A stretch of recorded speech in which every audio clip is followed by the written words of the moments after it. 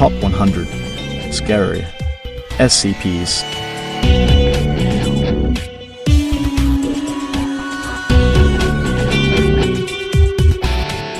Item number SCP-610. Object Class Keter. Special Containment Procedures. Due to the vast area of infection SCP-610 covers, containment is impossible. Isolation of the area has proved far more effective, and permission has been granted by the Russian government to establish a perimeter to keep people out of these areas under the guise of military operations. Should any organism displaying traits consistent with SCP-610 be sighted near this perimeter, then the established protocol requires it be engaged at range with small arms until immobile, then dispatched using incendiary weapons and munitions from as great a distance as possible. Any living thing coming in physical contact with an organism infected with SCP-610 is considered expendable and is to be immediately terminated and incinerated. Any persons coming within 3 meters of SCP-610 infected life are to immediately withdraw from the area, be isolated from the rest of their team, and subjected to medical examination using only remote techniques to determine if infection has occurred and appropriate steps taken based on that determination. At present, the known infection vectors for SCP-610 spread seem to be focused on physical contact. Germ movements within heavily infected areas have returned air samples containing minute particulate, which, when exposed to organic compounds, will result in the spread of SCP-610. The results of these particular tests have revealed that most require several days to manifest, if at all, with the exception of direct contact with exposed lung and liver tissue. These particular tests show a rapid rate of growth which requires incineration of the testing environment no more than 24 hours after initial exposure, with even a 2-hour mishap risking a compromised facility event.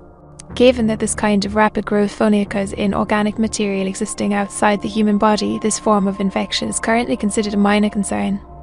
These peculiarities have given rise to a series of questions regarding the possible origin of the infection in conjunction with the failed containment protocol. Remains a scorched earth policy at this time, and no concern for transmission via water or air to infection parameters exist barring situational changes in the field. Description: Initial reports of SCP-610 came direct from the Russian government through undisclosable channels. These reports consisted primarily of disappearances of farmers in the region and were not considered until the local police, followed by the regional police, and finally a government-dispatched agent all failed to report within a 72-hour period. A small military contingent was dispatched to the area and quickly withdrew, at which point the Foundation was contacted to investigate. The area SCP-610 affects is close to Lake Baikal in southern Siberia. Areas of known infection are marked on a map provided to us. Map available upon request. Containment perimeters are marked and be surrounding these infection areas, and as of present no further locations have been identified. Incursions into the perimeter must be reported prior to conducting, confirmed during exploration, and debriefed on immediately following return. SCP-610 appears to be a contagious skin disease at first, with symptoms including rash, itching, and increased skin sensitivity. Within 3 hours, the disease will cause blemishes resembling heavy scar tissue to form in the chest and arm areas, spreading to the legs and back within an additional hour, consuming the victim completely within 5 hours. Exposure to higher temperatures vastly decreases the time for the contagion to spread, and complete infections have been recorded occurring in as little as 5 minutes. After the completion of the infection occurs, the victim's life functions will cease for approximately 3 minutes, after which time they will restart at 2-3 times the activity rate of a normal human. Following this, the scar tissue on the victims will start to move of its own accord and grow at a rapid rate. Normal human features start to disappear at this point under the infection, and the path of mutation appears to be largely random. Subjects observed in this stage of infection have been recorded as growing 3 or more limbs of a type such as arms or legs. The head may become misshapen and elongate or widen out, and parts of the subject may split open, from which additional branches of flesh will grow. The duration of this stage of infection is unknown, and not all subjects appear to progress to the later stages. Under unknown conditions, an infected individual will cease moving and place itself in a location it deems suitable, where it roots itself. The fleshy growth in the victim will then begin to spread itself across all surrounding objects and consume them. Such objects do not spread the infection as living creatures do, however, and the effect of prolonged contact with these objects is recorded later in this document. It is assumed that this behavior is to create an area hospitable to continued growth of the other infected. Observation of life infected by SCP-610 by staff is impossible. Those infected with the disease immediately seek out aid as natural human impulse, resulting in unintended infections. Those infected pass the scar tissue phase actively and aggressively attempt to infect anyone approaching them within an undefined area. It has been established that should an infected be capable of sight and observe an uninfected, it will proceed toward them.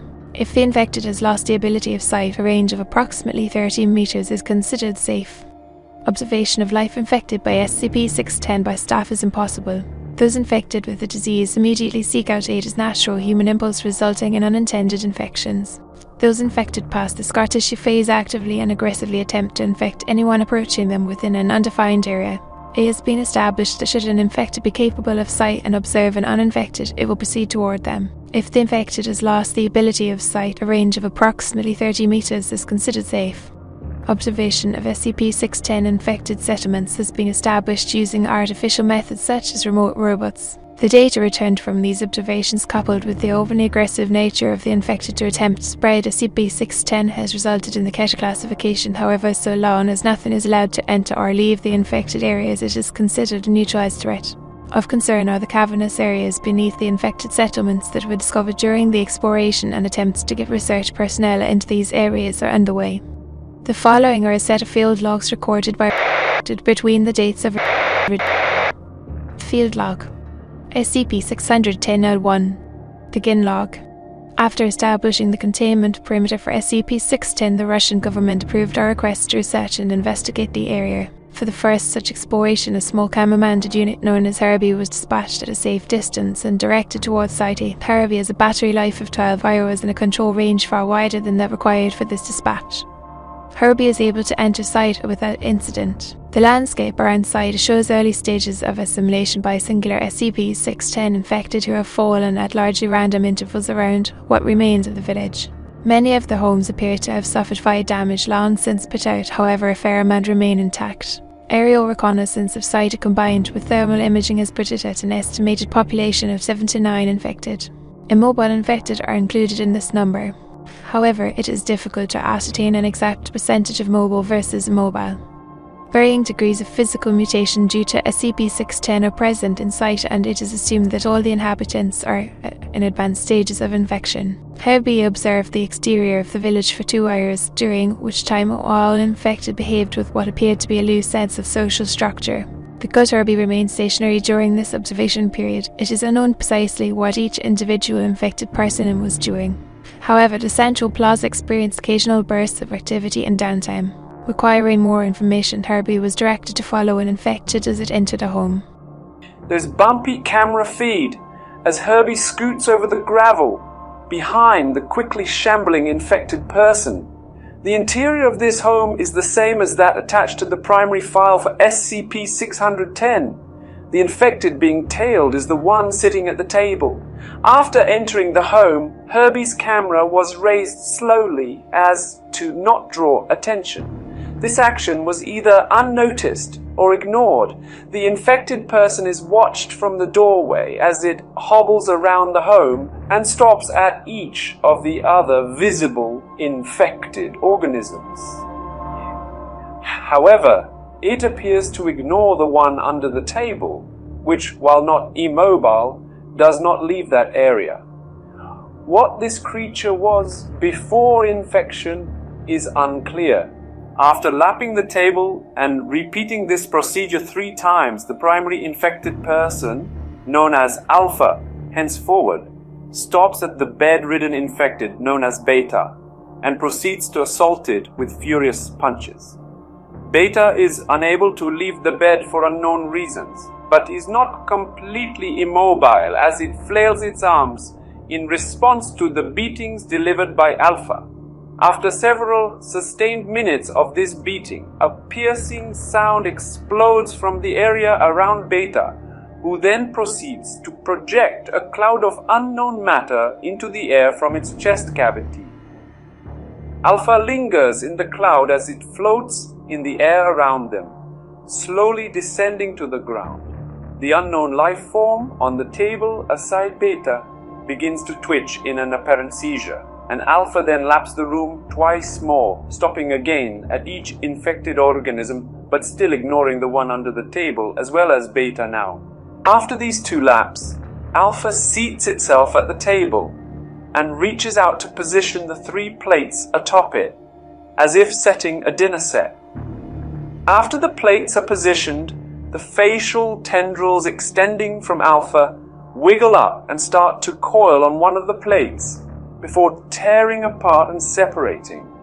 This is repeated at each plate. The image attached to SCP-610's primary file is a still image of this occurrence. After each plate is filled with Alpha's flesh, it leaves the table and approaches Herbie, which is moved from Alpha's path. Alpha leaves the home, but Herbie's camera remains focused on the table. After several minutes, a group comprised of 6 to 7 infected enter the room from outside, still ignoring Herbie. Each infected shambles as if movement is difficult, jerking in large steps or squirming in small ones. These infected all surround the table, and each takes turns grabbing handfuls of the flesh substance left behind by Alpha, pressing it into whatever orifices on themselves that they can, some into mouths, some into the chest, some behind their backs, some under the arms. When all the plates are empty, this group leaves. Herbie remains here for several more minutes before retracting its camera and leaving. Immediately after leaving the home, Herbie collides with an object. Panning the camera around the obstruction appears to be Alpha, whose facial tendrils are intermingling with another infected having similar mutations. The impact is ignored and the two infected part ways after several minutes. Herbie is then directed to explore more areas of the village. The remains of what appears to have been a store show signs of severe fire damage, as well as activity inside the building, which Herbie moves to investigate. The door is slightly ajar, and with firm movements of Herbie, it is pushed open. No notice is taken of this action, or it is ignored. Inside the store are several infected persons, most of whom are standing around. However, one is on the ground rolling back and forth over the space of approximately 0.3 meters, 1 foot, and is ignored by the others. Herbie rolls under the divider separating the cashier area from the customer area and pans around behind the counter. The upper half of a person is protruding from a cellar door behind the counter. This person does not appear to be suffering from advanced infection and wears the garb of a Russian soldier. Herbie zooms the camera in to confirm identification, and it is noticed the eyes of this person are in constant movement, often focusing on Herbie. The rest of the soldier does not move. Herbie is directed to leave this area and proceeds to the back room. In this storage area, a large pile of bodies are stacked together. Some pieces of clothing are visible and appear to contain both military garb and everyday clothing. No facial features are discernible on any of the bodies due to the way they are stacked. Atop the bodies, an infected sits, appearing to have its lower parts fused to the pile and with its upper half in a wild state of flailing and seizure.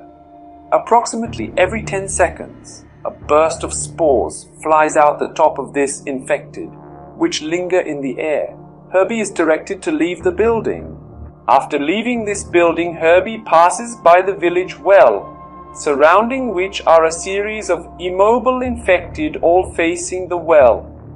The arms of each of these infected persons are stretched out, one in contact with the next, forming a perfect chain, save for one whose arms are down at its sides. Herbie passes by this last infected to approach what appears to have been a town hall or mayor's building, when the infected becomes mobile and snatches the rover up. Video feed from Herbie focuses on the face of the infected, which is strangely in perfect shape given the condition of the rest of its body, which is horribly bloated. This infected was once a young girl from appearance, age estimated 10 to 12. Herbie is rolled side to side in its grip as its face stares motionless at the rover. The infected's face suddenly balloons in size and explodes outward into a series of fleshy flaps that grip Herbie and draw it inside. Herbie's video feed terminates here. Herbie was considered lost at this point. However, no one at control remembered to turn off the video feed, assuming it cut. 5 hours later, Hobie's video feed resumed, stationary and at a raised level pointing at the upper rim of the village well. The video feed contains some blood due to what appears to be a slimy film which often oozes across the lens, but when not obscure provides perfect quality recording. Herbie does not respond to any remote commands, but its video jerks back and forth from target to target, zooming in and out of its own accord. Video feed is cut manually and all connections to Hobie's unit are ordered erased. End log. Document number SCP-610L2. Begin log. During construction of the perimeter surrounding SCP-610's containment area, several Class D personnel were infected due to assaults from infected villagers or animals roaming the area, in addition to a number of infections as a result of escape attempts and careless behaviour. Most of these infected personnel were immediately destroyed with flamethrowers. However, a small collection of infected were contained in cold storage units, which prolonged the inevitable progression of SCP-610's mutative properties. The decision was made to utilize some of these infected personnel as video relays and dispatch them into nearby sites. Due to the concern over loss of equipment as evidenced in SCP-610L1, all 3 subjects that were used in this manner were sent in with a single video system to Site C. Additional equipment issued for this dispatch include a 1-gallon container of gasoline, 3 emergency flares, 3 9mm pistols with 3 magazines of ammo each, 3 single-serving food rations. The infected personnel were instructed to observe and avoid interaction with infected villagers as long as possible, but should a situation arise where they are met with aggression or feel they are losing themselves to SCP-610's influence, they are free to kill as many infected villagers as they so choose and do as much damage to infected objects and property as possible while maintaining video feed. The intent of this order was to provide data of SCP-610 infected communities in a raid situation so a plan of eradication could be better established. At the time of this expedition, Site C was suspected to be a possible origin point for SCP-610, having far fewer mobile infected than other sites, as well as structures which appear to have been layered over several times with the terraforming effects of the immobile infected. Dispatch Class D personnel, known henceforth as D1, D2 and D3, were directed to pay particular attention to anything that could be considered an origin point for SCP-610. The trek from our perimeter camp to Site C was uneventful. There is no evidence of any native animal life in the area. As Site C is approached, there is a noticeable rise in the temperature within the last 13 meters of the trip that necessitates removal of the heavy coal-based coverings that were provided. The temperature rises again sharply at the entrance to Site C proper, which requires a further shedding of garments for fear of heat stroke. Site C is described as being heavily humid and around 32 deg to 9 deg. One of the first immediately noticed traits about Site C is an array of immobile pylons which encircle what is believed to be the entirety of the site. Separated by an apparent distance of 5 to 6 meters, each pylon appears to be 2 to 4 infected persons fused together in one spot. On some of these pylons, features such as faces or anuses are still visible, in addition to several other holes which do not naturally occur, all appearing to act as heat vents. Where the heat is generated is unknown. Current belief is that this is an advanced stage of SCP-610 terraforming its environment to facilitate spread of itself. D2, who was furthest along in progression of SCP-610 of the 3 by number of hours, begins to seizure after only a few minutes in Site C during examination of the pylons. The progression to the scar tissue phase of SCP-610 infection is observed in full course as D2 spasms in the ground, his entire body being overtaken by the sickly tan flesh almost entirely after 4 to 5 seconds. D2 is terminated by a gunshot from D1 and his equipment left where it is. The spread of SCP-610 over D2 continues even after death of the body until all movement ceases. As perimeter control is relaying new instructions to D1 and D3 regarding this situation, there is a shift in the ground covering in Site C where D2's body is. Video feed shows the flesh-like growth splitting open beneath his body and a series of ropey tendrils coming from within the gap to pull his corpse inside. This opening closes up quickly, total time elapsed 3 seconds. As D1 and D3 decide to act quickly in these hotter temperatures, fearing the same fate, they proceed to the village centre and encounter another previously unknown phenomenon. In the precise centre of town, rising above what was the community well, is a sphere suspended by angled supports comprised of SCP-610 flesh. This ball is riddled with the features of humans in early stages of SCP-610 infection, as well as a good number assumed to be in later stages. A number of specimens of non-human life forms such as deer and bears are also visible within the mass. The entire sphere of flesh pulses at roughly a 5-second interval, and with each pulse emits a ring of spore-like material from its equator. This material floats to the ground and appears to be absorbed into the converted environment. D3 begins to douse the sphere with the provided gasoline, and when questioned by a panicking D1 explains this looks like as good a thing to burn as any. At this point, perimeter control has ceased giving commands due to the rapid deterioration of events. There is no reaction from anything within Site C to any of this activity until the precise moment at which a lit emergency flare is applied to the spherical mass, which immediately goes up in flames. The remote feed plays back a noise from an unknown location that seems to come from a location far outside of Site C, but was reported as being heard even at perimeter control by both Site C and A. This noise is described as both explosive, as if multiple high-yield charges were detonated on a mountainside, and alive like a large feral creature roaring. Within 15 seconds following this sound's dissipation, Saito reported that a series of explosions had occurred within the village. 5 seconds after this report, the spherical mass in the middle of Site C explodes. D1 and D3 are thrown by the blast. D3 is confirmed deceased by D1 after regaining his footing, having suffered injury from stun shrapnel from the well. D1 is able to report he has bruises and ringing ears, but aside from the rapidly spreading SCP-610 infection, he suffered no blast damage. During this recording of footage, D1 had his video equipment removed and was looking into it. Due to the angle of recording, it is unknown precisely what occurred in Site C, but something draws D1's attention back to the centre of town, where he stays for several moments, then is pulled in the opposite direction, the video equipment falling to the ground and recording in a skyward direction. The last moments of footage from D1's video unit display a humanoid figure moving through the air, followed by the sound of an impact in the same direction. Within 3 seconds of this event, an unknown creature steps upon the recording video equipment and destroys it. Perimeter control remained on high alert for a full 24 hours at all locations without any incident following this event. End log. End log SCP-610-03. Begin log. End log SCP-610-03. Begin log. The destruction caused by the rapid collapse of the Site C exploration attempt during SCP-610-L2 resulted in a series of unexpected events in Site A. As the strange spherical formation in Site C was burned and destroyed, the SCP-610 infected inhabiting Site were recorded by aerial drones going into seizures and convulsions. The immobile SCP-610 infected rapidly shriveled and died along with all of the flesh material spread across inanimate objects within the village. The mobile SCP-610 infected who were able to regain their footing all proceeded to what appears to have formerly been an upper-class residence and entered the building. As the infected entered this dwelling, it suffered a foundational collapse, revealing the presence of a sinkhole beneath it. The size of the hole in relation to the structure above it posed an impossibility for an entire building to collapse, suggesting something within the hole applied force directly to the structure with the intent to pull it inside and expose the hole. The revealed hole is approximately large enough to accommodate 3 grown men standing shoulder to shoulder. Light sources supplied by remote drones failed to penetrate further than 4 meters depth into the hole. Objects dropped into the hole do not produce an impact sound, suggesting a bottom potentially more than 1,000 meters down. Research of the exterior of the side hole was only able to be carried out for 2 hours' time. Samples of the atmosphere inside indicated a complete death of SCP-610 related materials. All infectious life that did not evacuate into the hole died above ground and quickly became shriveled husks.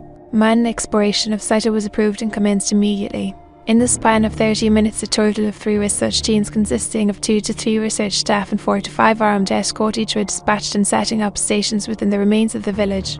Samples of deceased SCP-610 infected and converted matter was sent back to Perimeter HQ for processing and transport. One team was able to recover a small sample of still living SCP-610 tissue substance from a building and pack it for research.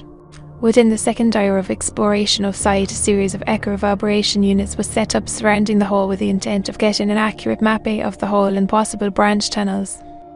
At the end of this second hour, before the echo units could be activated, seismic activity began to occur within Site A. 2 teams of the original 3 remained on site, the third en route back to Perimeter HQ with samples. The third team was instructed to proceed back to Perimeter HQ when seismic activity began and was told that Site should not be returned to for assistance. Seismic activity at Site cat at a 2-3 Richter level before petering off. Immediately following the seismic event, a torrent of SCP-610 spores erupted from the hole and laid the area around it for a span of 50 meters. As all staff on site were in level hazardous material suits, this spore burst was startling but did not lead to any infections. As the eruption was being reported, both teams at Site came under attack from area life forms infected with SCP-610. These organisms were captured by the remote drone video equipment and showed extremely advanced stages of infection. It is impossible to tell what they mutated from to this present state. Many of the avian creatures attacked by splitting their heads in half and clamping them against research members, pulling them into the air and dropping them into the hole when possible. These avian infected proved vulnerable to small arms fire. In dispatching them, a total of 2 research staff were lost to the hole and 1 injured due to crossfire. The injured staff was put down immediately upon showing signs of infection due to his suit breach. Before video and radio contact was lost with the remaining teams inside Site A, a second seismic event began to occur, starting out at a 1-to-1, 5 range and scale. Attention was directed to the hole to prepare for a second assault. A second spore burst erupted from the hole during the rising seismic activity. At the point where scales registered 3-to-3, 5 in force, a new unseen SCP-610 entity began to emerge from the hole. The only footage captured of this creature depicts an engorged human head approximately 20 times larger than normal, pressing itself out of the hole with no discernible body. Video and radio contact were lost as seismic forces increased to 7 on the scale for 2 seconds duration, then abruptly ceased. Further aerial surveillance of the site hole and area depicts zero activity and no traces of the research teams or their ever having been there. All personnel and equipment are considered lost. End log SCP-610-L4. The following is video surveillance captured from redacted explosive drone SCP-610-1. Begin log. Events regarding the discovery, research, and handling of SCP-610 rapidly degraded to a point where fail-safe options were being considered. For over 1 hour, nothing further had happened at site following the loss of the research teams during the seismic events in SCP-610-L3 and subsequent contact with previously unseen SCP-610 lifeforms. With the absence of activity at site, a remote drone dispatch was authorized in 2 parts. The first part would drop a remote relay device at the entrance to the site, a sinkhole, and the second part would dispatch a drone into the hole directly to relay its data to the remote relay for transmission back to HQ. Drones on site were powered by solar energy, with the battery maintaining a 4-hour charge. Attached is the video log recovered from the site of sinkhole drone before its loss. Video feed activates. Researcher's face is seen looking into camera, applying a polishing cloth to lens. This is explorative drone SCP-610-1 coming online. Systems check out. Video confirmed. Feed is good to relay station. We are testing rotors now and deploying if successful. The sound of a helicopter blade starts up as video feed begins to lift in the air. Camera tilts left and right to test pan features, then directs itself towards the Site A sinkhole. Video feed is go, engines are go, links are green. Alright, sending drone down now. Audio from the outside world fades away as camera angles itself down and peers into the darkness within the sinkhole. After approximately 2 minutes of descent, lights on the drone activate and illuminate a roughly dug shaft. Initially, it is unclear what could have created the hole, but at a glance it would appear the shaft was created by a single event rather than dug over time. At 15 meters descent, there are traces of SCP-610 material attached to the dirt and stuck to rocks. The material is dormant but retains its texture and appearance, unlike samples from above ground level which shrivel and dry rapidly. There is a possible connection with this material and the events last recorded during SCP-610-L3. Descent continues. At 100 meters in depth, branch tunnels become visible in the walls of the sinkhole. Panning of the camera reveals small tunnels branching out at apparently random intervals, but which are not restricted to any one side of the hole. These tunnels are considered too small for any useful exploration to occur. Descent continues. Increase in density of SCP-610 materials on walls is noted as depth increases. At 250 meters, the bottom of the sinkhole becomes visible and the tunnel slopes sharply, suggesting unnatural formation, which was already suspected. Drone video shifts to illuminate this tunnel, and drone proceeds forward through the area. SCP-610 coats entirety of the tunnel now, and care is taken to keep the drone from coming in contact with any surface. Movement is detected till the 5 meters ahead. Lights on the drone are dimmed and weapons come online. The SCP-610 drone is equipped with a 5.56 machine gun containing 50 rounds of ammo. This is meant to be used to deter wildlife away from the drone and defend against aggression when possible rather than to dispatch a target, although it is fully capable of handling human aggressors in small groups. Camera focus turns to the moving mass of flesh ahead at 3 meters. After focus clears, the movement appears to be coming from what appears to be a deer, uninfected, wriggling in the grips of tendrils composed of SCP-610 material. The deer is being suspended above the ground with unclear intent. The drone is moved past the trapped deer while holding it in view of the camera until safely away. Nothing occurs with the deer, and the drone proceeds past undisturbed. The previously fairly level ground of the tunnel displays large humps in apparently random placement 5M ahead of the drone 30 meters past the encountered deer. Upon approach, these lumps turn out to be similar to the infected villagers who escaped from Site A into the sinkhole after the destruction of Site C. The sound of rushing water is now detected, and the drone is pushed forward. 100 meters further into the tunnel, the sound of running water is now deafening. Drone lights reveal a running stream of water, potentially from one of the adjacent rivers in the area. A sample vial is placed in the water, allowed to collect, and then released with an active tracking beacon. Later recovery of this sample indicates no SCP-610 contamination of groundwater. The tunnel splits in two at this point. One tunnel leads around the river and then seems to slope downward, while the other is directly above a light source in the ceiling. This second one is selected to facilitate recovery of the drone. During adjustment of the drone's flight path, it comes in contact with a portion of the tunnel wall coated in SCP-610, causing a deep gash from the propeller of the drone, which is already healing over when the camera focuses on the impact point. The drone proceeds upwards. 300 meters of upwards travel, taking approximately 45 minutes, results in the drone emerging into a windy section of mountain where it is directed to stay low. Camera panning of the area reveals what may have once been a village, long since abandoned. The precise location is unclear, but it is assumed to be in the vicinity of Site B, judging from estimates in travel by the drone. The buildings here are coated in deceased layers of SCP-610, and unlike other buildings in Site A and Site C, which were coded in SCP-610, these buildings appear to be constructed directly from the tissue substance.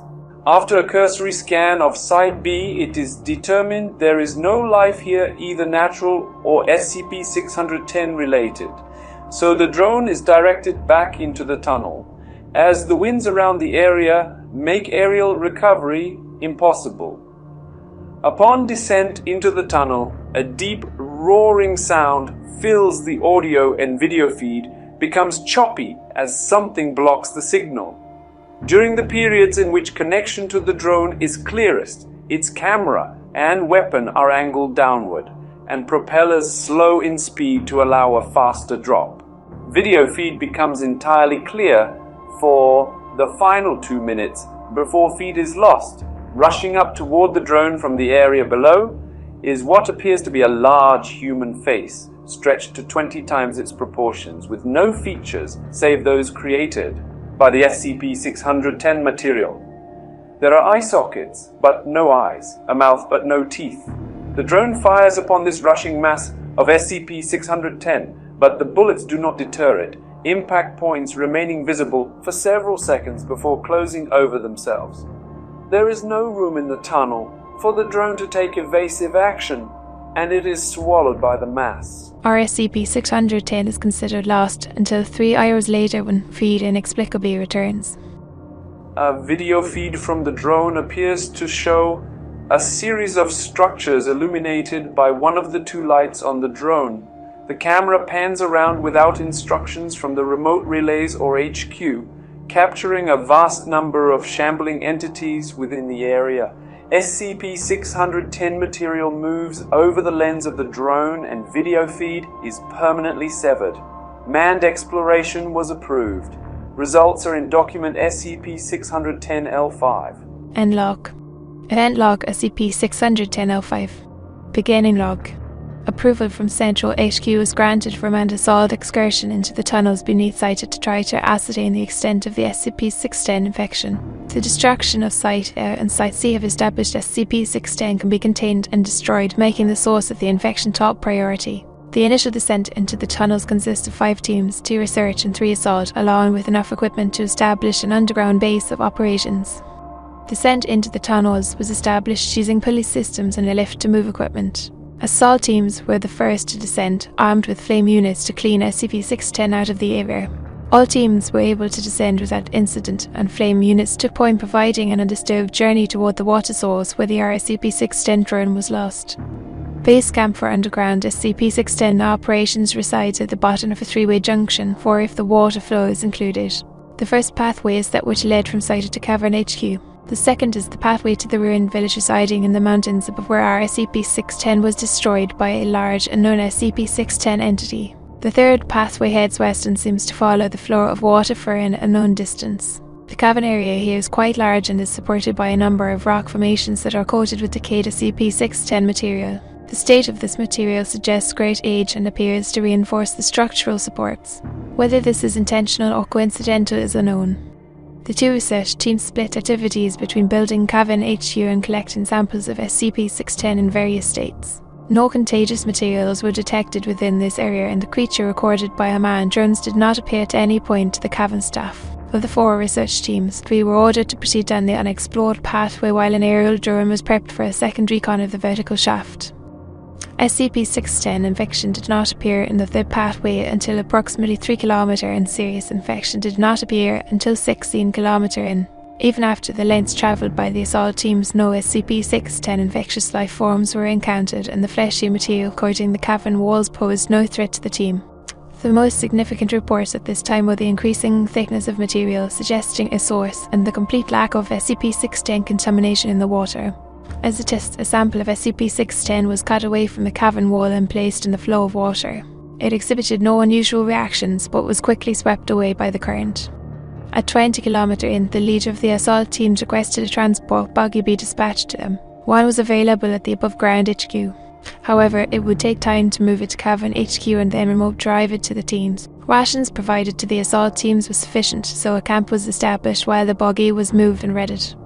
During this time, an aerial drone was also sent to explore the vertical shaft. The results of this exploration were placed on hold with the arrival of the buggy at Cavern HQ and ultimately concluded in document.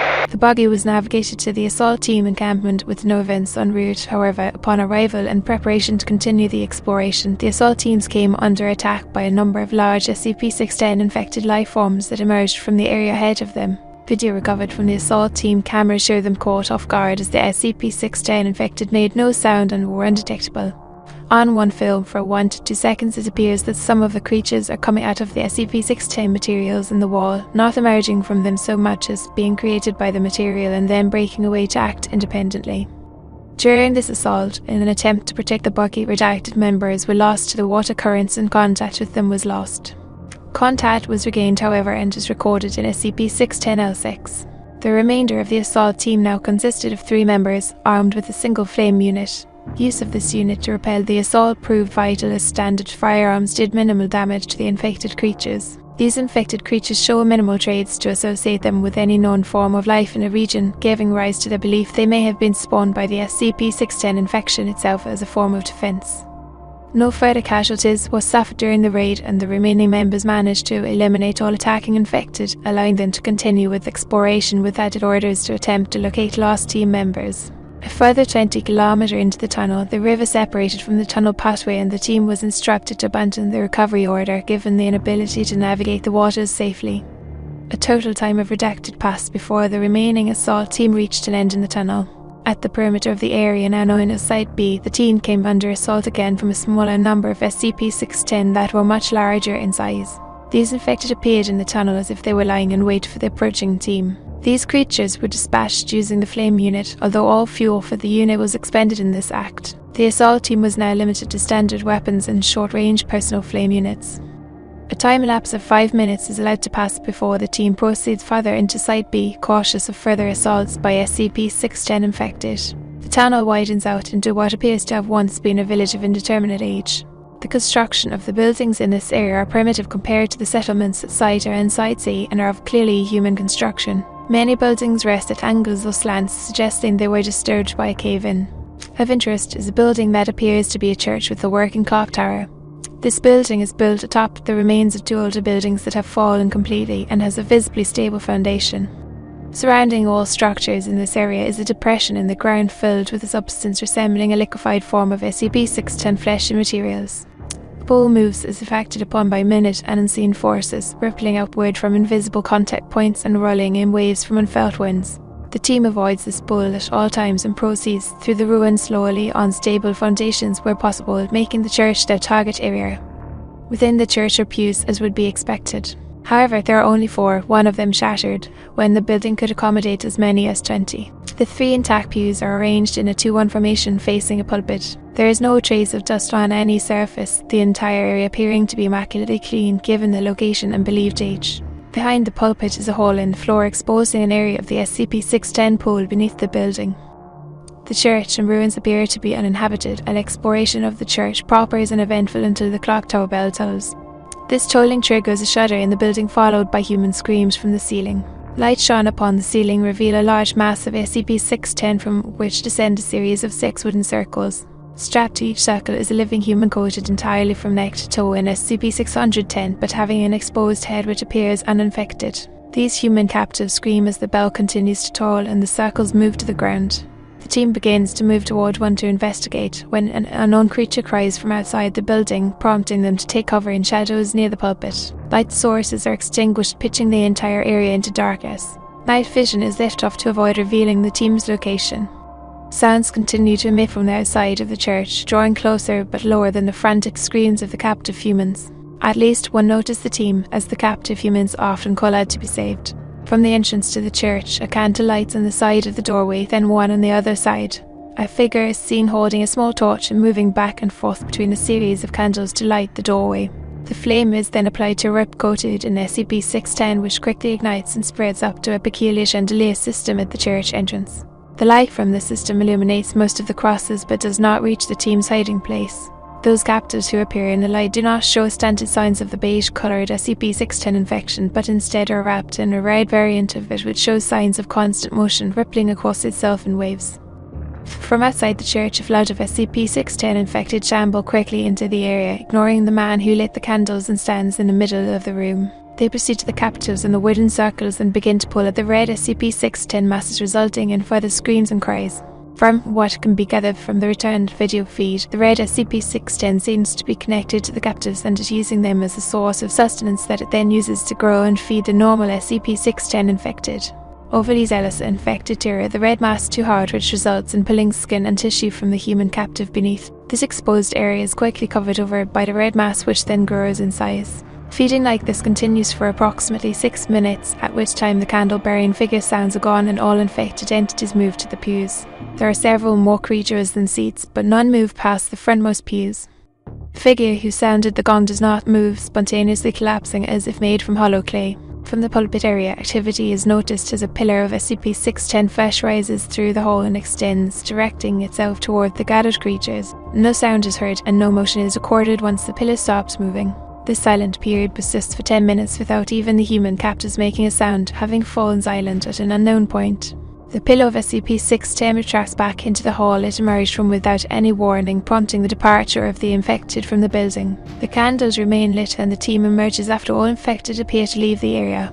The descended captives remain at ground level as well, all screaming seeming to have ceased but still showing signs of life with heavy breathing and movement. Upon departure from the church, camera feeds from all 3 members became erratic. Camera 1 ceases transmitting completely, Camera 2 shoots straight up into the air for several meters, and Camera 3 captures the member, with Camera 2 being flung by a tendril that emerges out of the ground itself, spinning them out of sight onto the other side of the ruins. Camera 1's feed is restored and displays Camera 3's owner running briefly in the direction of the lost team member, only to turn and run back as the SCP-610 infected ball from between buildings. Combat ensues between the two members and the onrushing infected using assault rifles and personal flame units, successfully driving back enough of the horde to make an escape toward the buggy. Passing by building, Camera 1's owner is ambushed by a figure resembling the figure who was in the church lighting candles, wielding a large crop scythe. Camera 3's owner continues without pause toward the buggy location, however the buggy is found half absorbed by the SCP-610 mass covering the floor. While turning to find another way of escape, Camera 3's owner turns to find the same figure with the scythe approaching, weapon raised. 2 shots are fired and camera feed ends. 5 hours later, while final decisions were underway to decide how to contain or eradicate the SCP-610 threat, time delay video feed from the lost team members who fell into the underground river currents was established and has been filed in SCP-610-L6. And it ends there. There doesn't seem to be any record of SCP-610-L6, so either it wasn't properly archived or you need a class clearance, which we obviously don't have. I've always found 610 fascinating. I imagine it being like a really long Tool music video. I think we should have pulled more resources into a proper containment instead of sterilization. The SCP Foundation could have had their very own Flesh Pit National Park. Comment Flesh Pit if you made it this far. Make sure you're subscribed and ring that bell. We're releasing new content every day and you don't want to miss it. Anyway, until next time, I'll catch you on the flip side. Bye.